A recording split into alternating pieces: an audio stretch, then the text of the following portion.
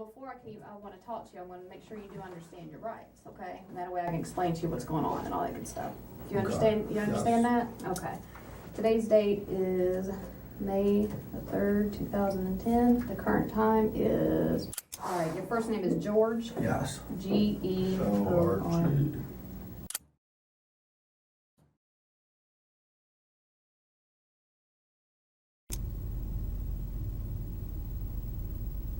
It's a Christmas miracle that we have JCS reacts again. I didn't.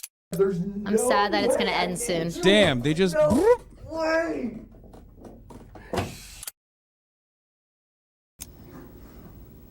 Damn, they arrested the shit out of him. Trigger warning, this guy's voice is hella annoying. I don't know what that means. Why did you guys come in and say you were searching for an assault?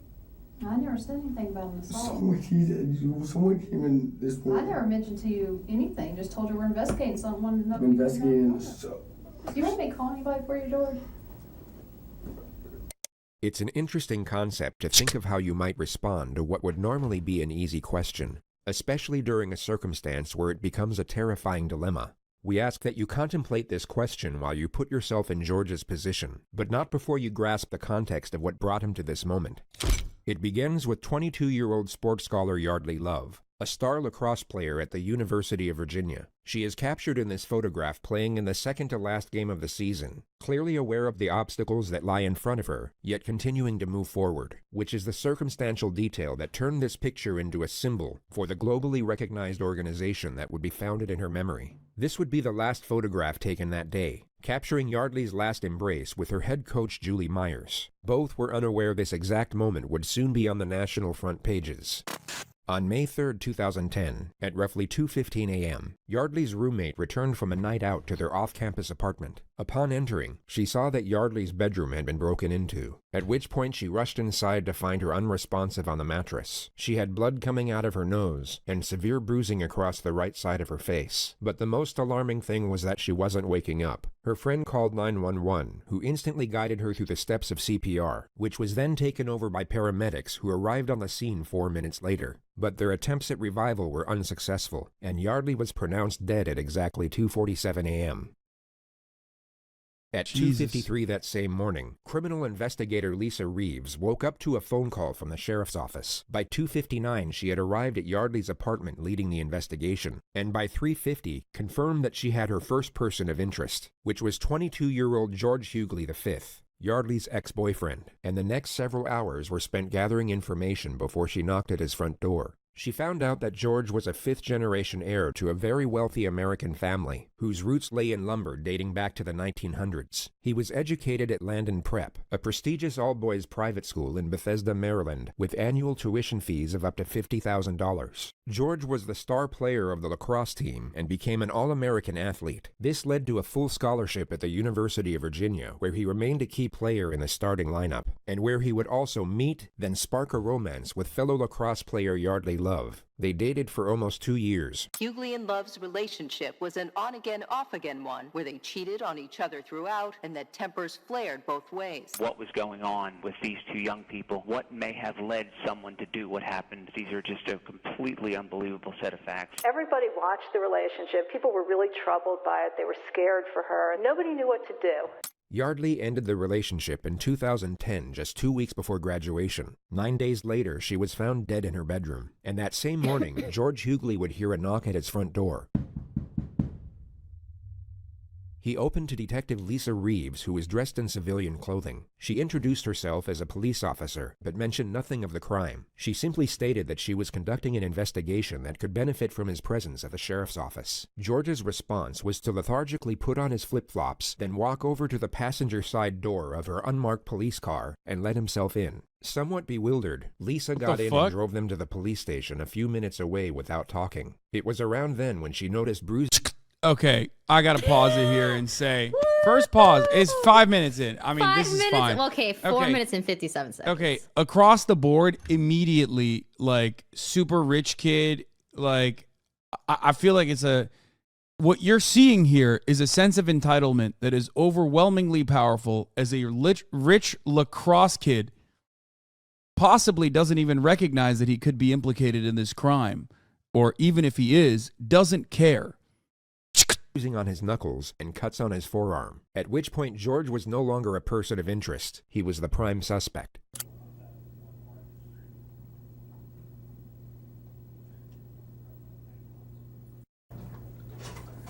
All right. Did you say you did want water, didn't you? I know I introduced myself to you at your house, but my name is Lisa Reeves. Today's date is May the 3rd, 2010. The current time is, I can't tell on that one, 7:52. I draw with papers too. What's that? I draw with papers still right now. All right, your first name is George. Yes. Right away, you'll come to notice that George is oblivious to the gravity of the situation, and it would be very safe to assume that he at this moment is unaware that Yeardley has died. He seems to believe that he's in as much trouble as he would be sitting in a principal's office, perhaps for getting in a fight at class or on the lacrosse field, and the sooner he provides a sanitized version of the truth, the sooner he'll get to go home. This, of course, ties in perfectly with the interrogator's opening strategy, which we've labeled warmth for the sake of this video. She will downplay the severity of his situation to a considerable degree, while maintaining a friendly temperament with a sympathetic undertone. She needs the suspect to feel safe and secure for the time being, as the less cautious he is, the more information he's likely to give away. Then as soon as he locks himself into one particular storyline, the pressure can commence, which often leads to a suspect being laden with panic and contradictions. I'm gonna pause again and say that there ain't no fucking way this dude was writing his own drama paper. Rich fucking spoiled kids like this always got some nerd that they're paying like a couple $100 to fucking write their paper for them, okay? No shot. Sorry.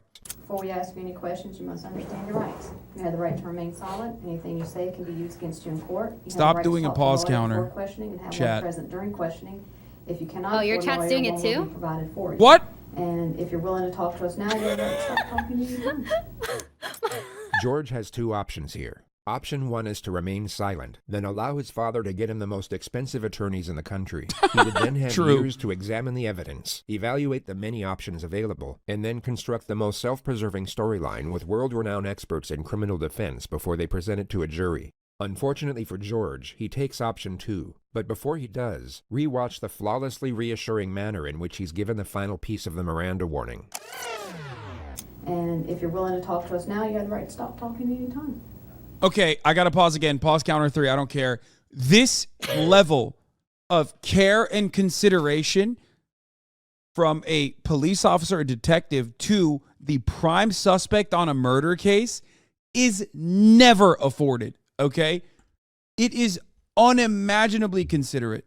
And I assume it is because the person is rich, okay? Straight up. Rich white dude, I've never seen it. Either this cop is literally like running for historically best cop of the year award for every fucking year, or this dude is just straight up like, I mean, he's getting considerations, accommodations that I've never seen. Wait, Hasan. Awesome. What? Okay, I'm gonna start pausing so I can respond to you. Okay.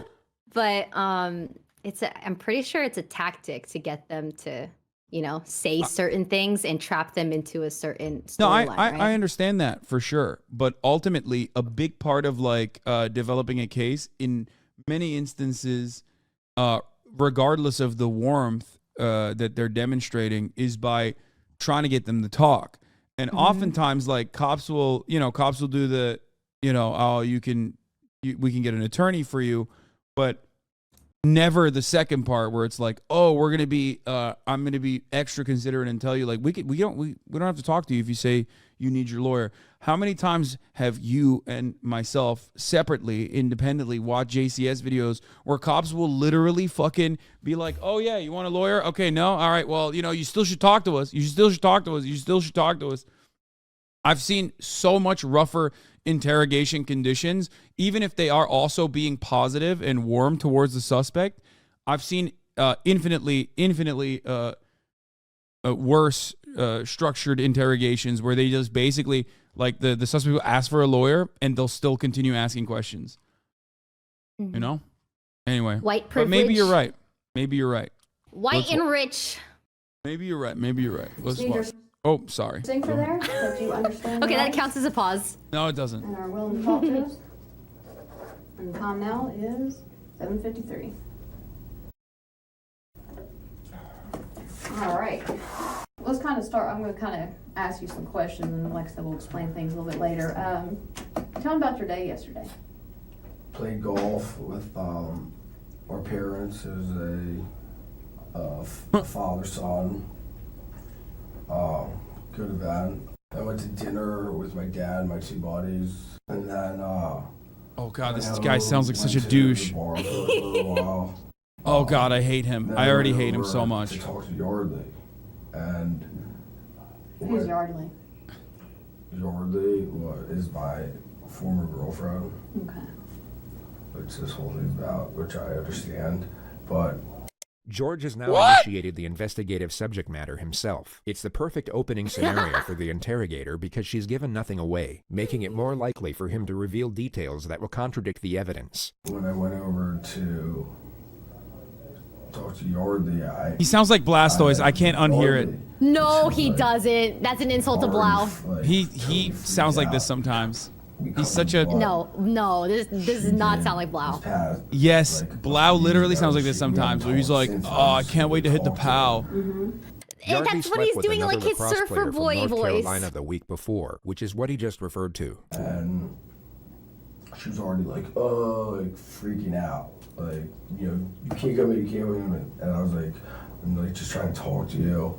The investigation team obviously had no way of knowing this, and George has now confessed to the crime of second-degree trespass. More importantly, however, he's just confessed to initiating the supposed confrontation. He Yeah, what now the can't fuck? say that he was It's set like up for this I broke into my situation. girlfriend, He my knowingly dead girlfriend's stepped into it, house. and the critical fact he can actually recognize and remember this will be used against him repeatedly in the future. That's insane. And like, she like started being like getting like all like, you know, like really like defensive.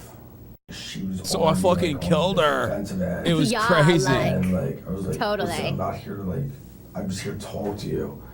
And she like got all like sat up. Like, her bed's against the wall. Like if it was in this corner, she was like up against the wall, and I was like we were sitting there talking, and like she started being like you know like. Getting, Okay, we need like, a light all counter. Aggressive. Okay, it's 1,000,000 already. After this, and so I was like, all right, like chill out, like, and shook her a little bit. So just to recount what George said over the last 47 seconds, Yeardley was defensive. While being in a defensive state, she backed up against the wall. She then became aggressive. George's response to this supposed aggression was to initiate physical contact. And she started being like freaking out, and I was like, listen, I'm not like here to do anything. I'm here to talk to you. What the fuck? about Why would you think everything that? That's ensued in the past week, and she was like, and like sort of like being like, no, like hitting her head, like stop, like she was in the corner, I was sitting on the bed, I was like, stop, like I was like, Yeardley, like what the hell, like we were just gonna talk. So let's go back Oh, half I a minute hate and him dissect so what actually much. just happened there. And so I was like, all right, like chill out, like, and shook her a little bit. He will now say the words, and she started being like, then simultaneously mimic a body colliding with the wall. He will then stop himself mid-thought and subtly modify the detail. And she started being like freaking out, and I was like, listen. And she started being like freaking out. Oh, good He goes catch. from illustrating Yeardley hitting the wall to, as he states, freaking out. And He seems to realize mid-sentence this isn't the best way to explain her injuries, so he changes the detail to buy himself time. And she started being like freaking out, and I was like, listen, I'm not like here to do anything. I'm here to talk to you. He carefully shifts the topic from Yeardley to himself and keeps it there for 8 seconds before attempting to re-explain what occurred in a more self-preserving manner. And she was like, and like sort of like being like, no, like hitting her head, like. No jury on the planet will believe that Yeardley was voluntarily slamming her head against the wall with enough force to cause fatal brain damage. All George has done here is give away the fact that he knows Yeardley has sustained some type of head injury and now lied on By the way, record about how brilliant it was inflicted. detective work, just letting this idiot speak. I mean, actually. And like, it was not at all like a good conversation because. Oh yeah, She was already like. because I was slamming her head against the wall. See me there. Okay. What happened next?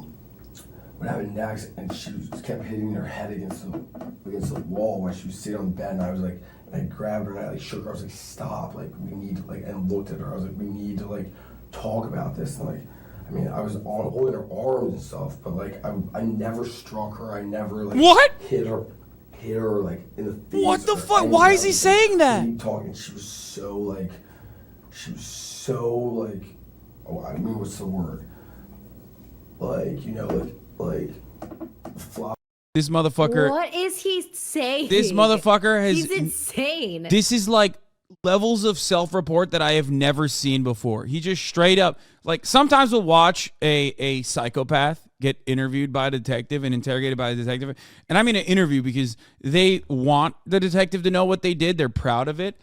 This guy is just so profoundly stupid that he basically said he did the murder and then thought he could get away with it by saying, I just like thought the visor off and I definitely didn't do the murder. Insane. Incredible. Also, one other thing I was going to say is this motherfucker's never written an essay in general. He can't even craft 3 sentences together without tagging on like 18 likes.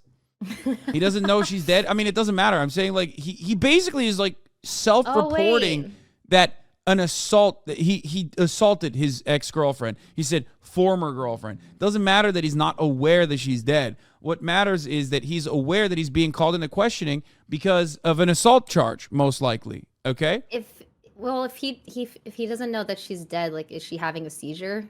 Is that why she's like? Because the way he's like describing her as like hitting her head against the wall herself and flopping, like he was making like the arm movements. Yeah, I don't know if he knows she's dead or like the medical examiner did they has say declared that? her dead or not. I don't think the detective has said anything yet. No, the detective has said nothing so far. So I don't think she said that. He's kind of doing all the work. It's crazy. Yeah, I mean, he's carrying the burden here because, like I said, profoundly privileged and most likely has never been in any real trouble, or if he got into trouble at school or whatever, his parents have probably been able to get him out of it. So he doesn't understand the consequences of his actions right now. A fish out of the water, like so, like all this, and I was like, listen, like I'm not here to like fight with you or like do anything, like here to talk to you, and she's like, no, like get away from me.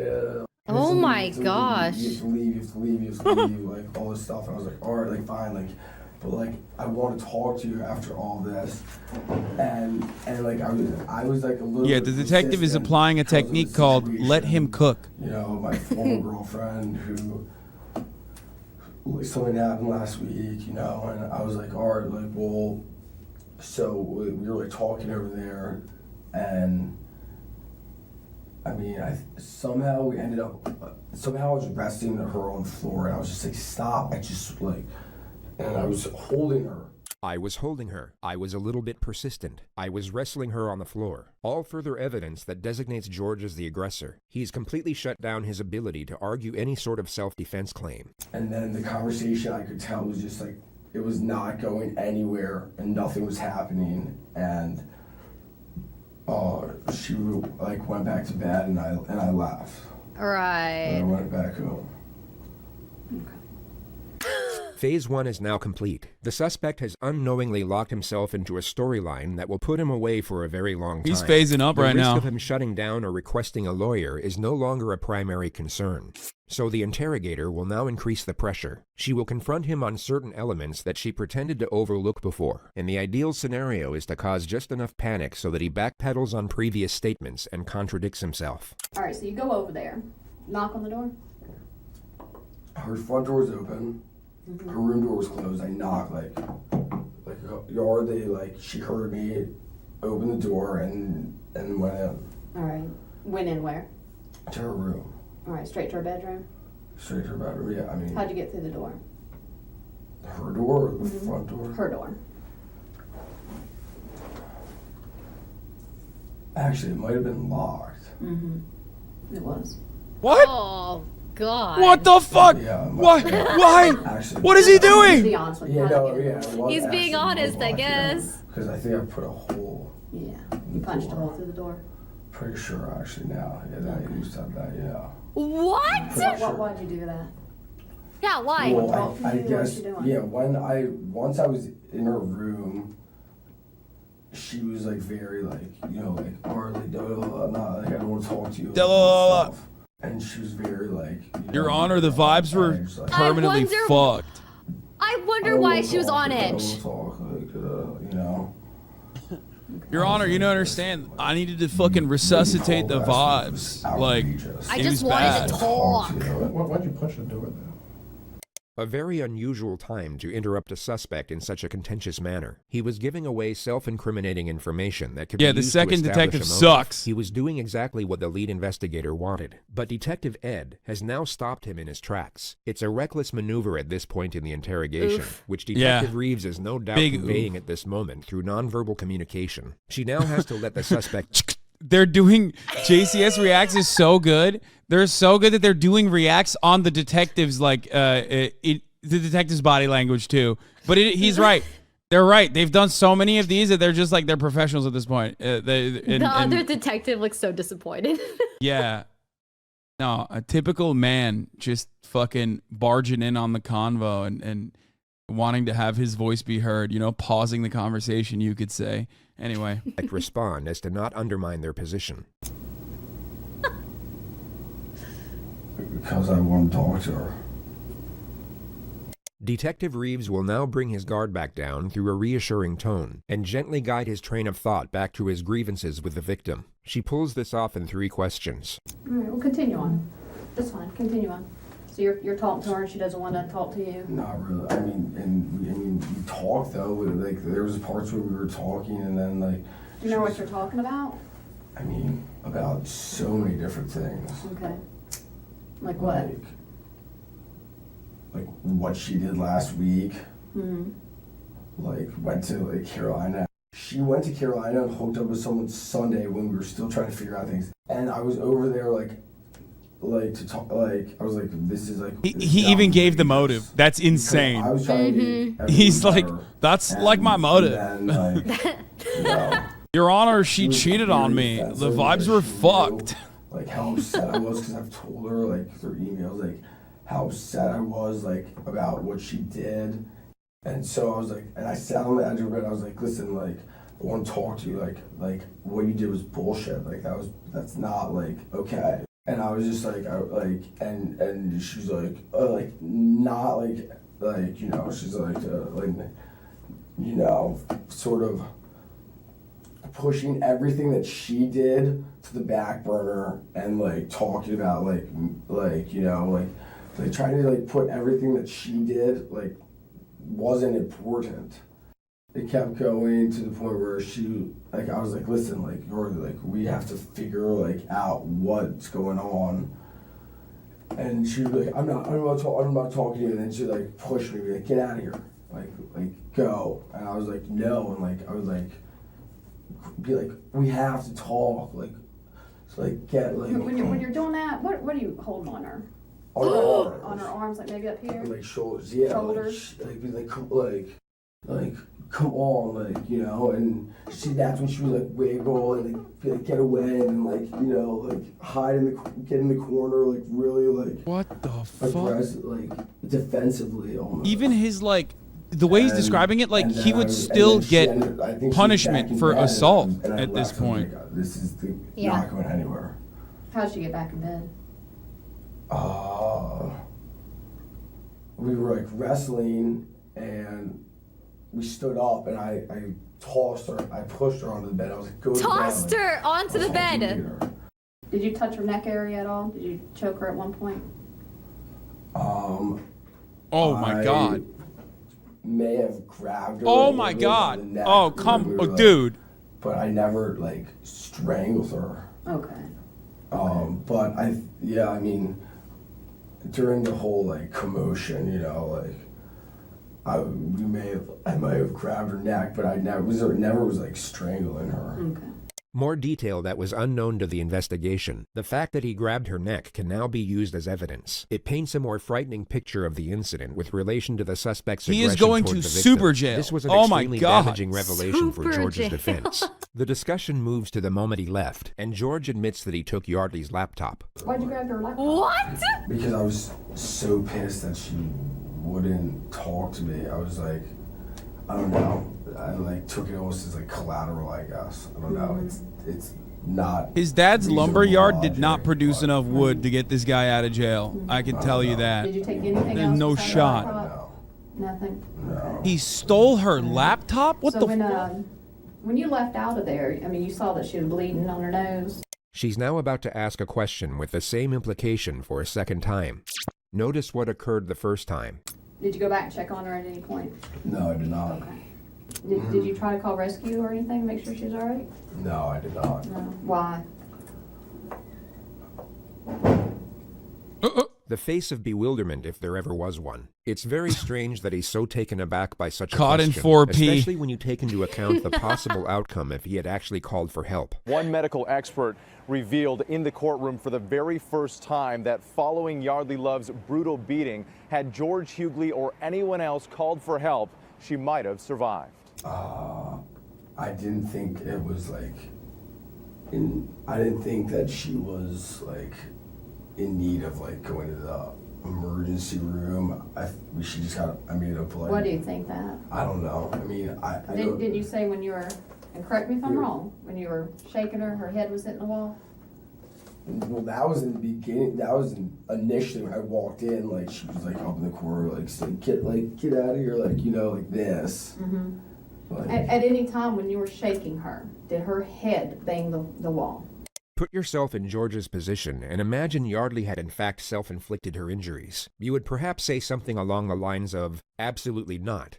I wasn't hitting her against the wall, but like, Dude, she's, what the sitting fuck? there in the corner of like, if it were like, Oh, like no, this, no, Oh like, my- totally, like, you wait. know, and I This I'd guy's be so like, stupid. Maybe he literally did not realize that she was actually in need of, that you like do that, you know, like, emergency Yeah. help. like, bullshit This guy's move, like, pretty dumb. like, you know, like everyone like hitting her, like, what are you like doing, like that, like. Okay.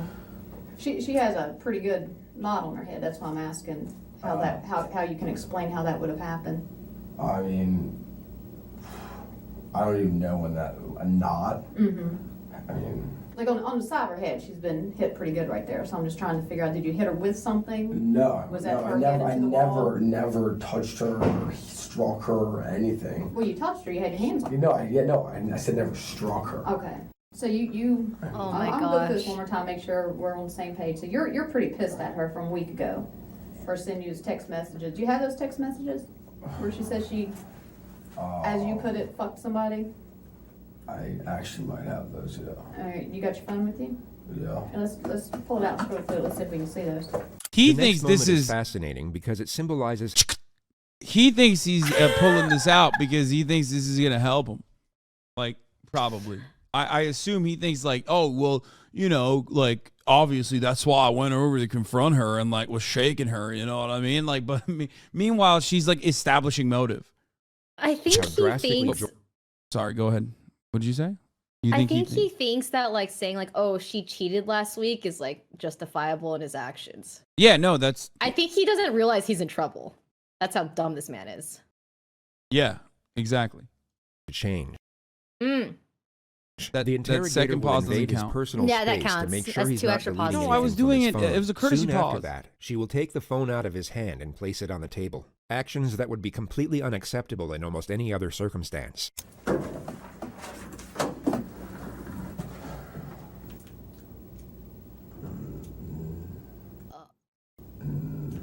We didn't say them.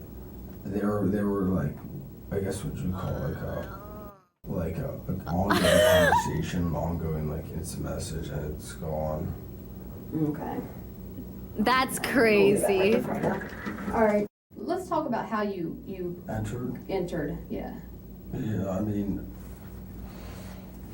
Because to have put your fist through the door. no, she it's actually my hasn't been leg. I'm pretty Is sure your leg? because that's why my leg's like this. Yeah, you're right. That I was your leg. Yeah. How'd you get all the bruising on your hand then? This is all from lacrosse. This is all. That's pretty fresh right there, looks. This is all from my lacrosse game on Saturday. On I mean, I wear my Saturday. Fuck. My gloves right here. And Even right there, I thought you wore those padded gloves. this is Lacrosse. all. This is all the difference. This is all from lacrosse. And I got whacked here. I remember 100% got whacked during the game. Yeah, this is you're going to jail if you're relaxed, bro. When you had her and you're shaking her, did she scratch you anywhere? No. No? No. She's a little girl. She's tiny. Yeah, she did not. No, she didn't. She didn't She didn't scratch try me. to hit you or anything like that? No. Oh my God, he So has you no just out. kick in He the literally, she's giving him an out. So that's how I entered. Yeah. Okay. And then I stuck my hand through and unlocked it, and went in there. Oh, that's scary. Okay. Everything else I told you. The detectives leave the room for roughly 3 minutes. When they return, it appears Ed is given the chance to lead with a few of his own questions. I know we touched about what happened last night. This guy's gonna but suck. Set it up for me. Lead it up to me a little bit here. Why did you guys break up exactly? Why? Why? Yeah. Well, we are not from the same area. Right. Oh, okay. And she wants to move to New York, and I'm not exactly sure what I'm doing yet, but I'd like to move to San Francisco. Why'd you take her computer? I don't know. I have no idea. There's maybe because there's evidence on the computer, emails that you sent. No, there's no. I mean, you can find. Oh, literally that's all the terrible. emails and everything back and forth. Detective Ed now asks George if he Dumbass! held Yeardley down on the bed. He's trying to subtly set the grounds for an argument of smothering, which isn't a terrible idea, but would be disproven by the autopsy regardless. No. Did you fall down on top of her? Rest on the We were ground? wrestling on the ground for like a little Did bit. y'all wrestle on the bed at all? No, I never never. I mean, I shook her. No, I mean just kind of hold her down until she calmed down on the bed. No, if anything, that. I mean, if anything, that would have been like. He's cutting him off, too. When He we were on sucks. the floor, when her Yeah. knees started bleeding, we were like wrestling around. It's got the same And amount that's of when head we started injuries that bleeding. our boy Y'all has here. wrestling around? No, I Was she mean. screaming? Yelling at No, she was not screaming, actually. I mean, if I'm cracking my head in the wall, I'm going to be saying, "Ow!" Yeah. Yeah, no, I mean, she was not screaming. Yeah. She should have been, probably. I mean, What? maybe. What? She should have been, probably. I mean, maybe. I don't Even know. she. I don't know. I mean, well, she was screaming when I first came into the room. She was like, "No, I'm not talking to you. Get the fuck out of here," all that. But At any point, before you said you, and this was your words, you said you tossed her on the bed and then you left. yeah, All right. At any point before that, did she lose consciousness? no. Okay. What happened after you tossed her on the bed? Did she move? Talk about, say something? I mean, I literally tossed her on the bed and turned around and Tossed her on the ground or tossed her on the bed and Tossed her on the walked bed. out the door. Okay. So when you tossed her back on the bed, in your mind, she was bleeding, but you said she was bleeding out her nose, and you didn't feel like you needed to call rescue No, after that, after banging her head and no, shaking her and blood coming out her nose on the floor. No. There's nothing about You missed anything that you want to ask him right now? there's nothing about going to get anything or going. I don't know why I took the computer. George rambles about why there was no reason for taking the laptop for another 20 seconds, during which time Detective Reeves decides that enough information has been attained. Phase 2 is now complete, and the fate of Yeardley is about to be revealed. These moments in interrogations are considered important for the purpose of gauging a suspect's response. It's believed that a sharp and sudden revelation can make it difficult to fabricate emotion. So in theory, this will cause a suspect to provide either a genuine response or a relatively obvious disingenuous response, which often comes in the pretense of shock or remorse. I mean, I guess that's where my logic was at, but which is. Well, I have to tell you I think something. I know why you took the computer. In the midst of what would have been a flawlessly executed moment, Detective God, Ed jumps back Ed. into the laptop mystery. The suspect has essentially confessed to murder. This really wasn't the time for regurgitated conjecture over a petty theft misdemeanor, which Ed was clearly being advised of once again through nonverbal communication. This is insane. You all right? Go ahead. No? Yeah. She's dead.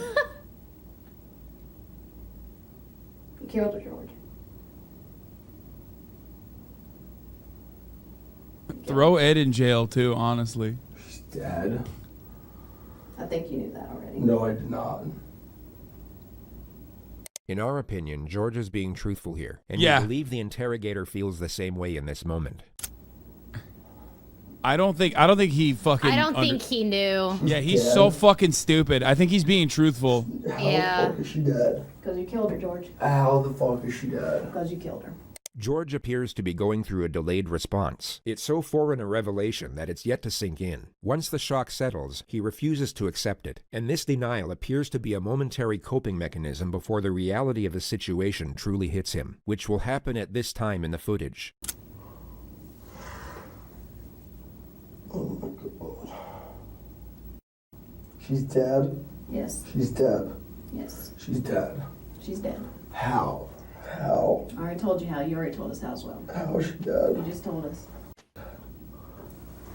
Oh my god. Bro, you slammed her head against the fucking wall. Like, yeah, that's how she's dead. What an idiot.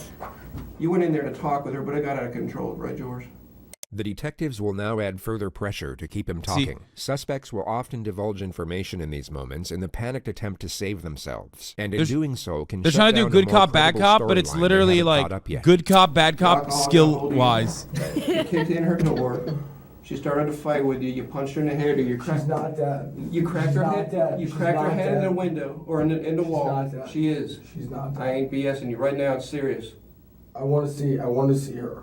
She's George, not look at dead. me. George. She is dead. You were not here to dance with us. You're here because she's dead.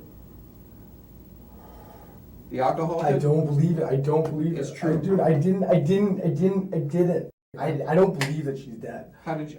I don't believe that she's dead. How I is she- don't believe that she's Did dead. you punch her? Did you hit her? How? with She's, head in the there's wall? no way she's dead. She's not dead. I didn't. I never did anything. I did not. All right, let's calm down. I did not like hurt her. Like she's not dead. Then calm down.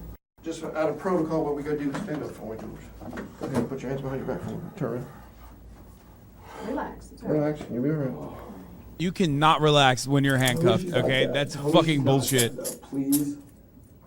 Will you tell me she's not dead? Relax. Please, will you tell me You she's know what? not I wish dead? I could tell you that, George. 22-year-old. 22. And her life is done. She's not. I can't. I do Oh, not it's so do sad. anything like that. Oh my god. There's no way. There's no way. There's no way. I do not believe it. I do not believe Also, it. classic cop moment. Let's calm him down by handcuffing him. No way. There's no way she could be dead. Either the head trauma or asphyxiation. There was no asphyxiation. Okay. Oh my god. He Oh doesn't my God. notice. He doesn't deny the head trauma. Yeah. What was she doing the last time you saw her? She was like standing up with me. She was standing up with me. She was standing up with me, looking at me. Was she standing or you were She was holding her? standing up, looking at me. Okay. Not Aw. dead. I know she's not dead. I know 100 million % she's not dead. I did. She cannot be dead. I know it got out of hand, George. No, it didn't. It didn't. And she's like, no, like, get away from me. You have to leave, you have to leave. I was like a little bit persistent. I Was she mean, screaming? she should have been. I didn't kill her and leave. I didn't just. Oh my god. I didn't kill her. I did not kill her. I did not kill her. I did not. There's no way I didn't do it. No way. No way.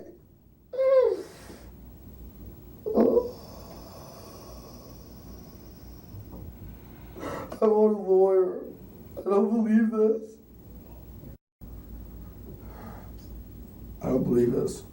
There's no way. There's no way. There's no fucking way. So, should I talk to someone? Who do you want to talk to? Anyone. A lawyer. One will get appointed to you. Okay, what do I do now? Go to jail? Yeah.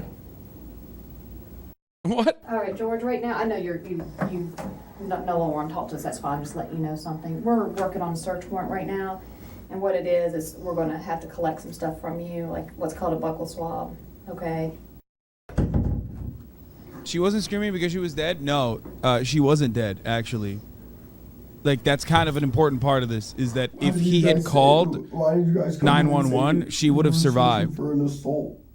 I never said anything about an assault. She could have been saved, but she probably was like so severely concussed and having internal bleeding Do you want me to call anybody for you, George? from the head trauma. At the start of this Hasan. video, you were asked What? to think of what you would do in this Just pause the video. situation. Oh, now Please you try and imagine what Just would be going pause through it. And Now- I know now you you're want me to pause trying- it. You just don't want to rack up your pause counter. Be honest. Just pause it. Okay, well, you and paused just it say last what you have time. to That was say. you paused it, and then I accidentally unpaused it. So that was you. You paused Well, it. because I can't hear, and also I can't hear you either. And just pause it. If you want to say something, just pause it. Okay, well, All right. And also, every time you talk, that's an extra pause for your that's counter. great. Okay, we're just making like an rules extra up as we 5. go along. That's bullshit. Anyway, we're gonna rewind 10 seconds. And what were you saying? And I don't even remember what I was saying, so it doesn't even matter because you just kind of cut me off there a little bit. It's fine, but I'm sorry. I'm so sorry for interrupting you. no, it's okay. But yes, no, I do like pausing. Okay. Yeah. Just Anything, just as you might just gain a restorative outlook from both knowing the answer while not having to answer this particular question. But there is, of course, no possible way you will gain anything close to the newfound perspective George has acquired in this moment, which unfortunately for him is no longer of use. want me to call your dad? We call it mom. Your mom? Is that who you'd like me to call? Can I talk to her? Mm-hmm. Can I talk to her? I don't know about that.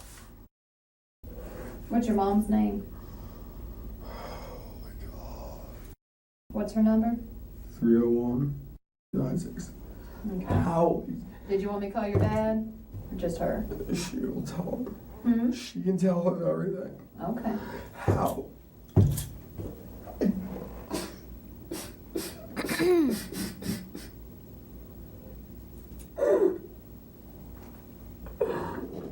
I don't believe it. There's no way she's gonna be dead. There's no way. Calm down. There's no way. There's no I way. legit believe. so I believe stupid. it. Like, I think he's just a fucking idiot. I mean, he's abusive. He's a murderer, and I legitimately believe that he did not think he murdered her until think this he's moment. so stupid. He's insanely dumb. George, go ahead, put your foot down. Oh my God. Yeah. These next few moments are a turning point. The leg irons seem to initiate a shift in his constitution, and his denial will completely cease from this point forward. He will continue to ask why and how, but he will no longer reject the severity of what is happening. Oh my God.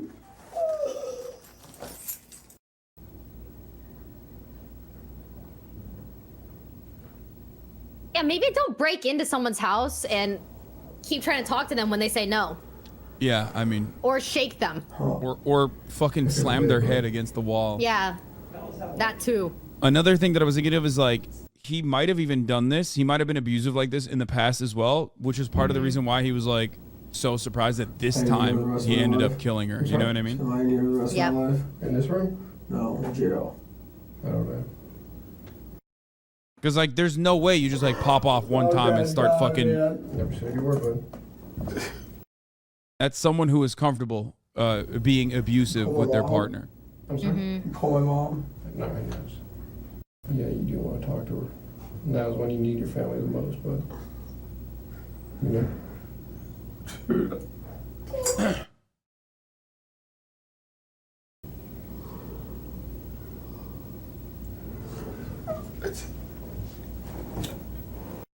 I didn't even. Also wild.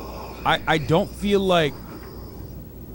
Oh, I was gonna say I feel like he has no remorse, but I guess he was does. taken to the regional jail soon after so this moment. He would go on sad. to plead not guilty to murder and was held without bond for almost 2 years awaiting trial. It began on February 6, 2012. Well, testimony is now underway in the murder trial of the former UVA lacrosse player accused of killing his ex-girlfriend. For the first time. I'm gonna pause again. You know, they never use fucking bad photos in these situations too. Like they always use like a good photo, like a vanity photo, when it's like a rich kid like this. You know what I mean? Always. We have video of Hughley as he was led into the courtroom. Contrary to his appearance in the days that followed his arrest for the murder of 22-year-old Yeardley Love, he appeared pale, frail, and gaunt. The prosecution presented a case that Hughley went to Love's apartment that night, busted through her bedroom door, and in some way struck her, causing blunt force trauma, which led to her death. We've also learned that on that night, George Hughley was exchanging what were described as playful text messages with 3 other women. Those messages continued late into the night and even after the alleged attack. Throughout this trial, Hughley has sat expressionless, Ew. almost stoic at the defense table. All of that. And this motherfucker was like already trying to move on, and oh my god, bro. Okay, listen. Well, they were both cheating on each other. Like, Okay, he literally acted on his emotions, and it's like big baby when he doesn't get his way, but he's such a I know, hypocrite. but I'm so but mad. you don't just abusive relationships develop over the course of a long period of time, oftentimes, and it ends up piling on top of one another. It's like here and there. First, it's yelling. Maybe the first time you establish physical contact is like, an escalation, right? You don't go from 0 to 100, which is why I said originally that he definitely must have been popping off on her. He was so callous, I would say, when describing, like literally just domestic abuse and assault before he found out that she was dead. Which means that like he has a level of familiarity with said assault. He has a level of comfort with like both describing the assault and also engaging in it. So I'm fairly certain that this is probably a routine offense, which is why he was so shocked as well, because he's like, oh well, it didn't happen the prior times that I fucking hit her. You know what I mean? Yeah. Yeah. That is my suspicion. I think you're right. My second suspicion is that he will get like affluenza style lighter charges than you normally would in this circumstance. That changed today. As this police interview was airing, Hughley began crying, was often pinching the bridge of his nose with his hands and looking down as he listened to the sound of his own hysterical voice. I did not kill her. I did not kill her. I did not.